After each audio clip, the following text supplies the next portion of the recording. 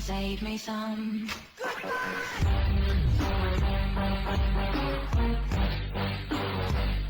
Hello, my friends. How you doing today? I am doing well. Yeah, it's a little bit funny.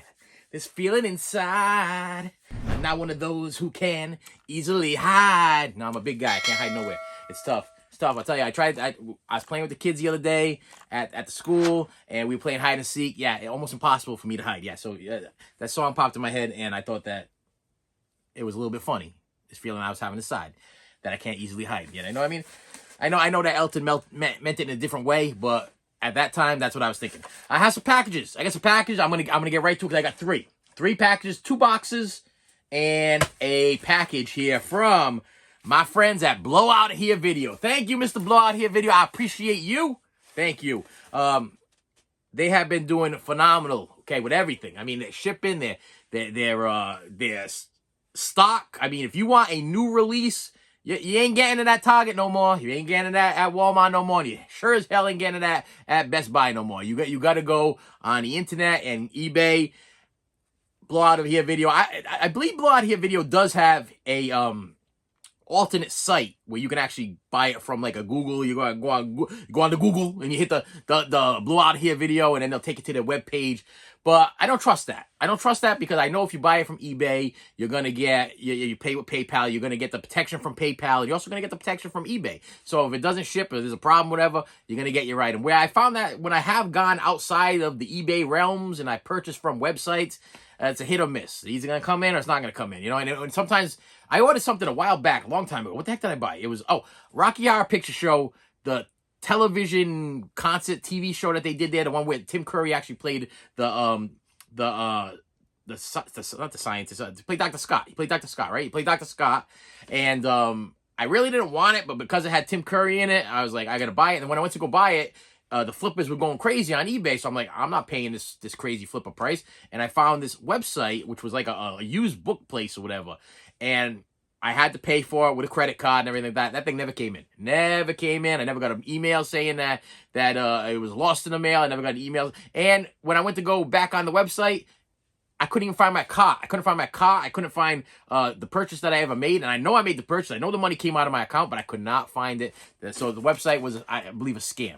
But Blowout Here Video. Let's see what we got here. Got to sharpen up my knife. 2 movies. 2. Oh, weird. Weird. First one is Johnny Depp's Charlie and the Chocolate Factory. Now, if you have watched my Willy Wonka collection, I'll put the picture over here. Yeah, there's a video I did of my entire Willy Wonka or Charlie and the Chocolate Factory or Willy Wonka and the Chocolate Factory, Charlie and the Chocolate Factory, and Wonka collection.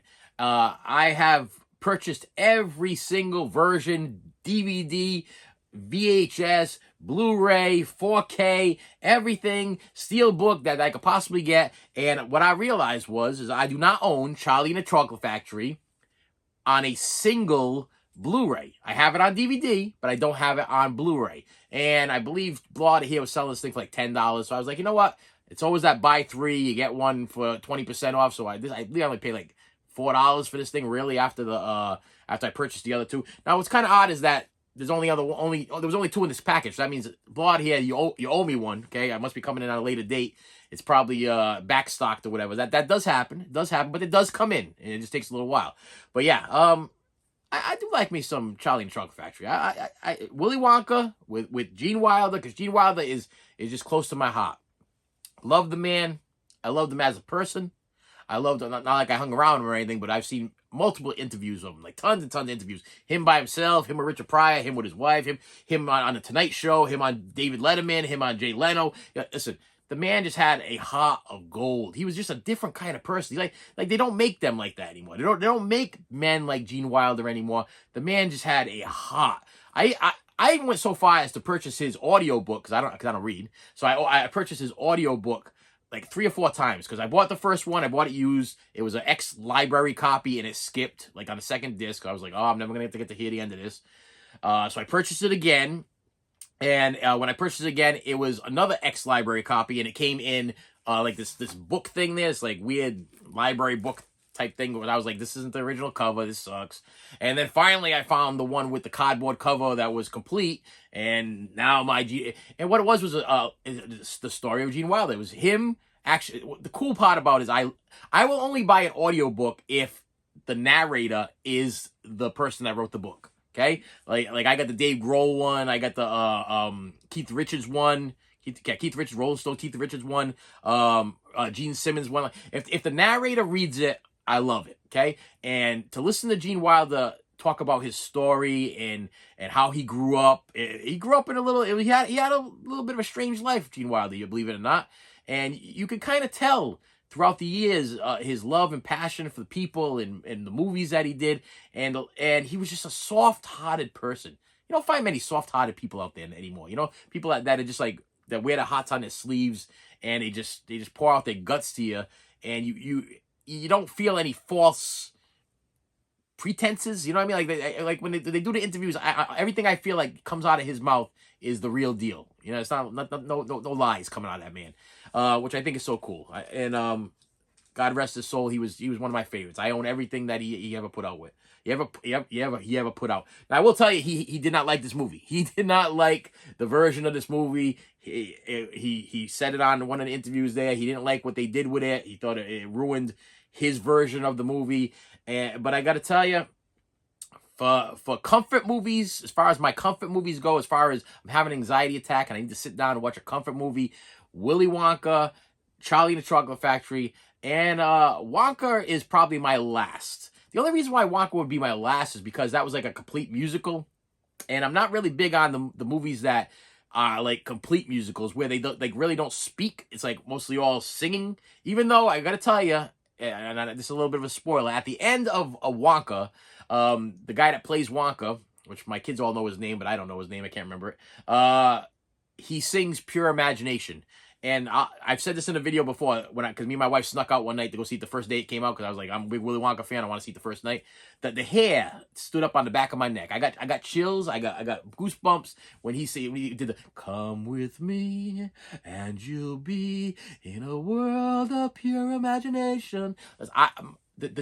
Chills. I got chills. It was beautiful. This was a different type of Willy Wonka. Now I gotta tell you that I know that Ron Dahl, the guy that is it Ron Dahl? I'm not gonna say it. It's a Tim Burton. It's Roald Dahl. The guy that wrote Willy Wonka, okay, the guy that wrote actually Charlie and the Chocolate Factory was not happy with the Gene Wilder version. He didn't like it. He didn't think it had anything to do with his book. Supposedly this one is supposed to be closer to the book, but they say that the guy that did the new Wonka movie studied Gene Wilder's style. And if you watch the original Willy Wonka, just to refresh your memory, and then you watch Wonka, you can actually pick up a ton of things that Gene Wilder did in Willy Wonka and the Chocolate Factory that this new guy did in Wonka. It's pretty cool. Like there is a scene where what's cool is so Wonka is actually a prequel to Willy Wonka and the Chocolate Factory. It's Willy Wonka trying to become the candy man, trying to open the factory, trying to become this big candy maker or whatever, and he's battling. That's what the movie's about. It's a great movie, but there's a scene in it, and if you don't catch it quick, you're gonna miss it. Where Willy Wonka is down to his last, I want to say sovereign. I think that's what they use over there in wherever Willy Wonka land is, and he's got his last sovereign, and he flicks it up in the air, and it falls down into the gutter. And ironically, if you watch the original Willy Wonka, where does Charlie find that coin that buys him the Wonka bar with the golden ticket? Well, it almost makes it look like years before that actual sovereign was the same sovereign that Charlie Bucket pulls out of the gutter and pays the guy. Where in this movie, what's his face finds like $1. I believe it's like $1 or whatever. It's paper money in this one, and the other one was a coin. But I need that for my collection. Add it to my collection. That's where that's going. Next one is something I've been collecting Eddie Murphy movies. I'm on an Eddie Murphy movie, classic Eddie Murphy movie kick. Okay, the movies that Because Eddie was my favorite comedian. Okay, I loved Delirious, Raw, and I would listen to Delirious, and I think his other album was called Comedian, both on CD. I would hide actually I had a cassette tape. I used to put on my headphones, hide under my covers as a little boy, and listen to some Delirious, listen to the barbecue and all the other stuff like that. And I could quote the stuff word for word. Matter of fact, my kids tell me sometimes that I sound a little bit like Eddie Murphy. Even when I talk, you talk like Eddie Murphy, and then I'm like, that's years and years of listening to Eddie Murphy do his stand-up act. And I used to hide the cassette tape. You know how your bed has a lip underneath it? There's like a little lip underneath the frame of your bed. I used to hide all my Andrew Dice Clay, Two Live Crew, Eddie Murphy, Sam Kinison, all of those guys were all like, I'm trying to think of what else I had under there. I think that was that. It was Two Live Crew, Eddie Murphy's, Sam Kinison's, Andrew Dice Clay's. Did I say that one? I said that might have been the first one. Had them all lined up underneath my bed, and at night I'd pull out the tape and I put in, and who remembers the smell? If you had the original Andrew Dice Clay cassette tape, it had a smell about it. When you first opened it up, it had this awesome smell. It was also one of the first cassette tapes I ever seen that actually had, it was like a whole folding thing where the part where the two little teeth things go into the cassette, it had paper there too. And I just thought it was cool. And I loved it. But anyway, so I've been collecting Eddie Murphy stuff, and I needed to get this. This is the Eddie Murphy, the Nutty Professor collection, because I got to tell you, this is probably one of the last good movies that Eddie did. I mean, he probably did a couple more after that. He did a lot of good movies, but a lot of them went direct to DVD or direct to Blu-ray or whatever it was, and I was I don't like when they do that. I almost feel like, okay, if it went direct to DVD or direct to Blu-ray, was it worth it? I mean, why couldn't it make it into the movie theater? I know maybe it was shot during the pandemic. I don't know. Maybe the movie theaters weren't open. I have no idea. But he did have a lot of movies that came up. Some of them I just didn't care for. Some I just what was that? What was the Haunted Mansion one, the Disney one that my kids watched? Didn't really care for that. That wasn't the right Eddie. You know what I mean? I like my 48 Hours Eddie. I like my Beverly Hills Cop Eddie, okay? I like my Trading Places Eddie, okay? That's the Eddie I like. I like the younger Eddie that used to do all these different kind of awesome movies. And I gotta tell you, Nutty Professor was very interesting for its time. I mean, the fact that he played Coming to America, I gotta throw Coming to America out there. You guys probably like, Coming to America! Don't forget Coming to America, that was great. Coming to America was great. Coming to America 2? Yeah. Anyway, Eddie was trying. He was trying with that one. You keep trying, Eddie. Okay, you brought back Arsenio Hall, and I was right there with you, Eddie. I was like, yeah, I'm coming to America too. Well, he probably should have stayed in Zimbabwe or Zabuda. I'm probably saying that totally wrong. I'm sorry if you live there. If that's even a real place, I'm not even sure. He probably should have stayed there with his wife and not come back to America a second time around, because damn, that's all I can say about that. But yeah, you get Nutty Professor 1 and Nutty Professor 2, the clumps on this 2 Shout Factory collection thingamajiggy. And is that no? That's stupid. That's so stupid. Stupid! You're so stupid! I got boxes. All right, next thing we got here. From I looked over there. I was looking for packages, and I'm looking at 2 boxes. I'm like, do I want to open up boxes today? Do I want to open up? What if it's a figure? What if it's not a CD? What if it's something else? This could possibly be something else. So don't be hating on me if it's something else. Matter of fact, you know what? This one feels like I'm gonna open this one. I'm gonna open this one because the other one seems like it's a Blu-ray, and I would rather end with a Blu-ray than something ridiculously stupid that I purchased and don't really have a story about it. This one came from eBay store, Azing Electronics at Solon, Ohio. Solon, Ohio. Solon. And yeah, this is definitely not a look at this. Look at that. That's definitely not a Blu-ray. I don't know. I don't know what the hell this is. Can't remember what I ordered. Okay. I don't want to break it either, because if it's something fragile, I want to break it. Oh, okay. I DJ. I didn't know if you knew this, but I DJ on the side, and I'm always collecting these damn things and to keep my music on for DJing. And this is actually a 4 terabyte. Yeah, that's right. That's 4,000 gigabytes of hard drive space. I have quite a few 5 terabyte ones. Every time I see these things come up on eBay, cheap, I grab it. This one says cosmetic fair. What's that mean? Cosmetic fair. Does that have scratches on it? Eh, looks good to me. Yeah, all it is a hard drive. Just a plug it into your computer. If you don't know what a hard drive, this is an external hard drive. It's got a little plug here, USB plug. Plug it into your computer, and then you can store thousands and thousands and thousands and thousands of songs onto this little thing there. And then when you go to DJ, you plug it in. You got thousands and thousands and thousands of songs right there. If you don't want to use your Wi-Fi connection, which I don't want to do because every time I do that, they try to update my DJ software. And I don't want to update my DJ software. I like the way my DJ software runs. I've been using my same DJ software for years now. And I don't know if you're like me, but, whenever you get that little thing, that notice on your phone that says update now, do you get a little scared? You get a little scared to update your phone. I don't know about you, but I do. Tablets, phones, whatever. Because sometimes the newer features are not necessarily the best features. Sometimes us older guys, we get accustomed to our phones, or we get accustomed to our tablets, or we get accustomed to our computer software stuff, and we're like, we're used to it. If it ain't broke, don't try to fix it. Okay, so we're used to it.